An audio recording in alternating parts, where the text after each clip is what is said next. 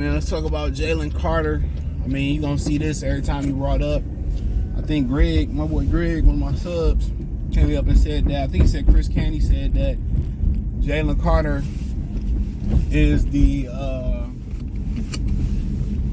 best player on the Eagles right now. And if he's not right now, at the end of the season, he will be. I mean, we knew what type of talent that was. I don't think, I'm going to keep bringing up the Jalen Carter subject because it's a popular subject. But I think we all knew what type of talent he was. It's just the character concerns. The Lions take chance after chance on guys that was injured. They take chances on, people forget, man. They had a run and with some guys got in trouble. That's not indicative of the franchise. It's like they care about the morality of the franchise. That make any type of sense. But not winning. They really Titus Young had an episode. He had mental health issues. I think that I want to put it on Bill Bentley, but during that era, it was a bunch of those guys who kind of got arrested in trouble. It wasn't nothing that was like dire or really, really serious or nothing like that. You know what I'm saying? But they just went the route of they didn't want to do it, especially when you turn around and he got the situation going with the pro day, and I think people put too much stock in the pro days. I think people put too much stock in the workouts and all that type of stuff, in my humble opinion. But man, about Jalen Carter, man, about the Lions, they just got scorned by that. They care more about their reputation morally than winning, and I think that goes hand in hand. But at the same time, every time he does something, when you got an opportunity to say somebody the best player instantly coming in, and you had an opportunity to get him, you get him. My whole thing is people expect young men, which they say a young person's brain don't fully develop to at least they 25. They rather just pass on somebody who has some issues. You can pick any of the guys that never had an issue that was acquired born and etc., and they can go out there and make one mistake. You can take a lifetime to build a reputation, of years to build a reputation, and one mistake can destroy your reputation. One mistake. One lie can destroy your reputation. One accusation can destroy your reputation. So I just feel like when you got guys that's talented, right? Or not talented, when you just got human beings, man, I believe people deserve second and third chances to a certain extent, especially when they that young. What you want to do is build a village around them, give them resources, but the telltale sign is going to be if he gets back in trouble, people going to say, well, I told you that's why they shouldn't have took him. If he's accused of doing something, I told you he was trouble. His talent was never the issue. The talent was never the issue. That was never the issue at all. Nobody questions Jalen Carter's talent. Nobody questioned the man's talent.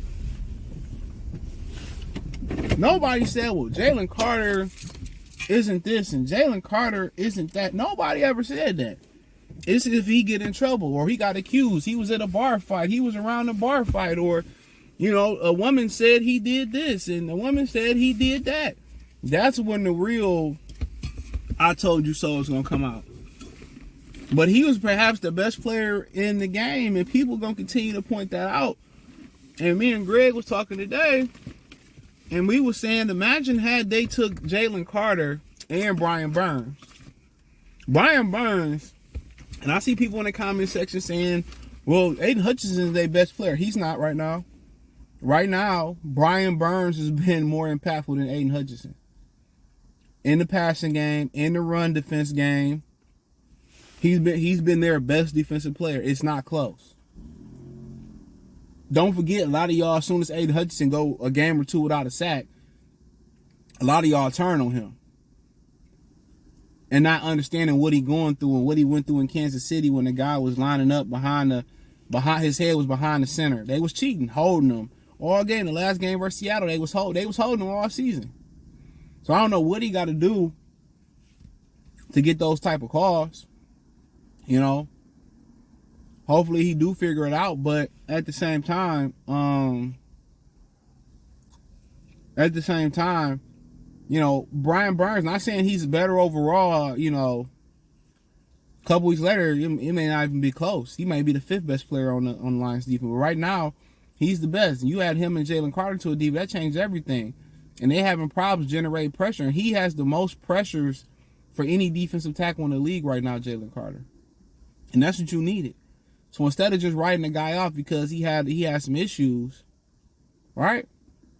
You say, can we help him fix this issue? Can we help him mature? Can we give him the resources to do so? Can we build the village around him so he doesn't make those mistakes? And Philadelphia was in a perfect position to do so. You know, I mean, it don't get no better than Jalen Hurts. Devontae Smith seemed to be good. They got a number of Georgia Bulldogs over there. DeAndre Swift. I mean, it's a few of them. Nakobe Dean. You know, so they building a village around him. That's what you do. You got anybody that's troubled, you try to learn them. You try to get to know them, see if you can fix it, how deeply rooted it is. And you try to give him the resources and the village around him for him to be successful. But every time he do something great, it's going to be a topic. But it all can be destroyed with one instance, one bad decision, one accusation, one alleged offense. And people say, well, that's why you don't take that guy. He didn't rob a liquor store. He was racing a car, doing what a lot of young people do. I did it when I was younger. You know, looking back, everything could have went left. Didn't get involved in another accident. The other guy in the car, other people in the car, some people perished. Unfortunate event. Then he got caught speeding again, and they released the tape right before the draft. Then he had a bad pro day. They put too much stock into his pro day. And look at him now. He come prepared. He got a chip on his shoulder. He was exactly what the Lions needed, and, you know, they passed up on him. People looking at Jack Campbell, he's making plays, but people saying, you know, but he ain't starting. They paid Anna's on him. But the Jalen Carter watch is going to be on watching Seattle and Detroit and everybody that passed up on him. I ain't heard nothing from the kid, Will Anderson. Nothing. You know, Jalen Carter was the best player in the draft, and it wasn't close. And that's seeming the whole way. And from what I'm seeing, I ain't seen all the rookies, but from what I'm seeing, Jalen Carter and Brian Burns were two of the best players in that draft so far. Sam Laporta, those are 3 of the best players in the draft. You know, Christian Gonzalez in there.